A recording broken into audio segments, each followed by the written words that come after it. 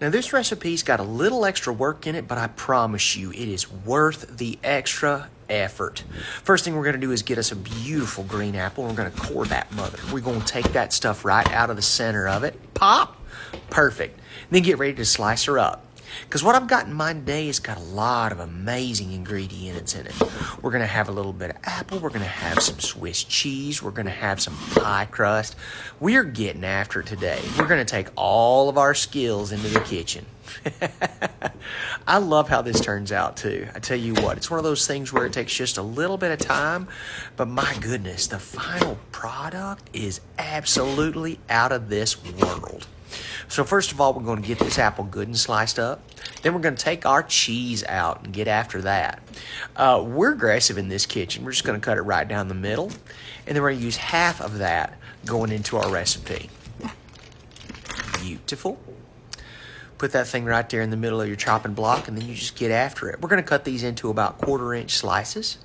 And you're going to see how all this plays out in just a minute. I love the Swiss cheese because of the texture. Also, the flavor is wonderful, and I mean, who doesn't love a holy cheese? You know what I mean?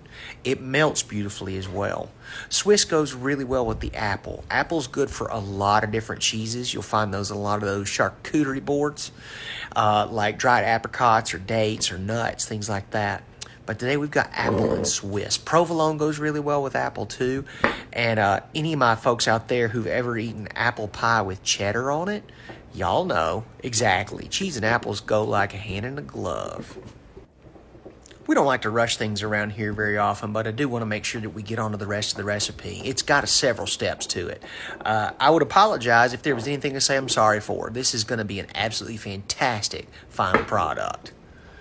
There we go, got a little flour. We're going to go ahead and dust our board here with that because we're about to roll out some dough and don't want it sticking, okay? Don't be stingy. This is one of those things that's going to save you a lot of heartache if you go ahead and do really good dusting of flour. Use your favorite pie crust recipe and just mix up some of that dough. Throw it down onto your flour. There you are. And we're going to roll it out. That's really all there is to it. Going to dust the top a little bit to make sure that our rolling pin doesn't get stuck to anything. And then we're just going to get after it. Now, my mom, she used a Tupperware rolling pin whenever I was a little man. She had one of those that you could fill with warm water, and it made it less sticky whenever you rolled out your dough. So you can go ahead and knead this. A lot of folks have those real nice marble ones nowadays. I love those things. They are so pretty, but there's a traditionalist side of me that just loves the wooden one. So right here in this kitchen, that's exactly what we're going to be doing. So you get out that rolling pin and just roll it out flat. Get rid of all those lumps. Get rid of all of that wrinkle. Do anything and everything you can just to kind of press it out towards every edge of your rolling surface. Great. Hey, be careful though too. You want to make sure that you keep it all in two directions. We're started up and down. We're just going to keep it on up and down. And occasionally you might want to flip it, dust the other side, and make sure that both sides get equally well rolled. If you try going side to side at this point, you'll often have a lot of trouble with sticking. So I would say probably steer clear of that. Now, if y'all have an issue with that, please by all means tell me in the comments. But as far as everything has been in this kitchen, if we ever try to go in all four directions, up, down, left, right, it almost always ends in tears. Great. Now that we're starting to get that all taken care of, we're going to go in with the cheese.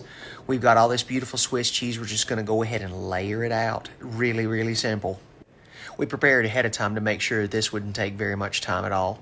We're going to get in probably 5 to 6 layers of this. We want to go about halfway down the dough to make sure that we fill it completely. Beautiful. I wish you'd look at that. I love those holes. Now we got just a little bit of this thinly sliced Black Forest ham. I love this stuff. Oh my gosh, do I ever. When I was a kid, we used to call it monkey meat, and we just eat it straight out of the fridge. Wouldn't bother with no bread, no mustard, no nothing. You just get it out, take it out, and you'd roll it almost exactly the way that we're rolling here to put inside this beautiful dish. And you just pop it in your mouth. Or you might take 2 or 3 bites out of it if you were being real classy with it. But for the most part, we just kind of shoveled it in. On a day after playing or whatever, gosh knows that you were just starving to death. You didn't want to take any time to put any effort into it. We just took that meat right out of the case and right into your mouth. Now then, we got a little bit of an egg wash here to make sure that we put that on all of our batter so that, number one, it sticks to the inside whenever we start to roll it up, and plus it sticks to the outside to make sure that it doesn't come undone while we're baking it. So you're just going to roll that one little edge right over the side there and hold on to it because it will absolutely get away from you. It's real slippery, so you want to make sure that you put pretty even pressure and tension all the way across as you roll it. Kind of think of it like maybe a rolling a carpet, I would say, just to make sure everything gets stuck inside. Beautiful. Now we're going to get more of that egg wash and we're going to put it right down there on the lip, just like sealing an envelope, honestly, because that little bit right there is going to be what's going to fold over to close this giant burrito type situation before we put it into the oven. But don't be stingy, be real generous with the egg, okay? Because it's going to attach itself to the other, and like I said, we don't want it coming undone or unrolled in the oven. Great. Now that's really well coated. We're going to continue to roll. And it's almost like we're rolling up our own hand-rolled cigar right here, except it's a whole lot better tasting. Beautiful. Now find a really sharp, large knife and cut a very, well, I'd say about maybe 2 inches into your roll here. And you're going to do that about 1 inch increments, all right? So very gently, be real careful with it, okay? You got to get that sawing motion in, because if you don't, a lot of the ingredients inside are just going to try to tear apart and they're not going to get a good clean slice. So if you get that sawing motion going, you should be in really good shape.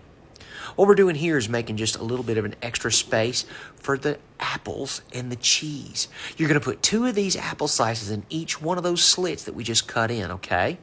So just be gentle with that because it is still kind of fragile. That dough is a little bit gentle, tender, and the stuff that we got inside, both the Swiss cheese and the ham, are just a little bit on the fragile side. Now here's another quick tip. You may have just seen me try to cut another bit of the slit right there. If you don't work pretty quickly, sometimes the dough can sort of knit itself back together again because it's kind of pressing together. So you may want to work as, not rush, but you may want to work efficiently and quickly. So what we're going to do now is cut a slice to go in between each pair of apple slices. So we're going to take that Swiss cheese and just stick it right between those 2 apple slices in each slit. See that? Oh my God, I love it. That is so fun and delicious. My goodness, yes. That's the best part. This tastes so good when we get done. Like, I'm impatient. I think y'all know that about me. So whenever we get all this done, I can't wait to bake it. Oh, speaking of, we've got the oven set to 400 degrees, and it's going to take roughly 20 to 30 minutes to get this really good and well done. You'll be able to tell by the coloring. All right, more of that egg wash, please. We want to make sure that we really coat this very well with the egg wash so it doesn't get too dry, so it gets a really beautiful golden brown finish, and so it doesn't pull apart while it's baking. There's usually a lot of expansion that happens whenever you bake something like this. It's going to get a little bit bigger in the oven, and this egg wash helps prevent that from blowing apart while it's in there. It's going to keep its shape. It's going to be beautiful presentation, and my goodness, it is so delicious. Oh. Whenever you go to the bakery and you get one of those loaves of bread or whatever that just has that perfect finish on it, this is the secret for that. That egg wash is what has it coming out of the oven looking just golden and gorgeous. Little fresh ground black pepper on the top, and we'll be ready to transfer this baby to the heat. But before we can do that, we got to put it on our baking pan. We've already got some parchment on it.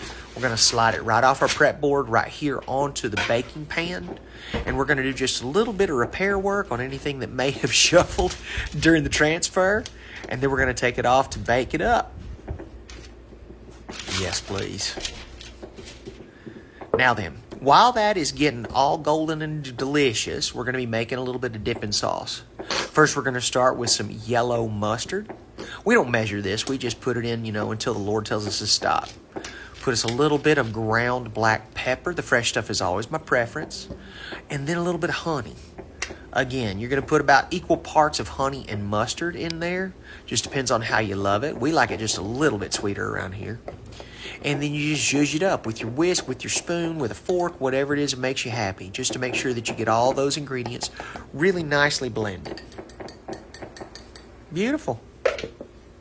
Now then, we're going to set that aside while we get ready to take this gorgeous loaf out of the oven. Oh my goodness, I wish you'd look at that. Look at all that beautiful cheese melting and squishing out the sides. You can see our beautiful little Swiss roll has started to take just a little bit of a curve.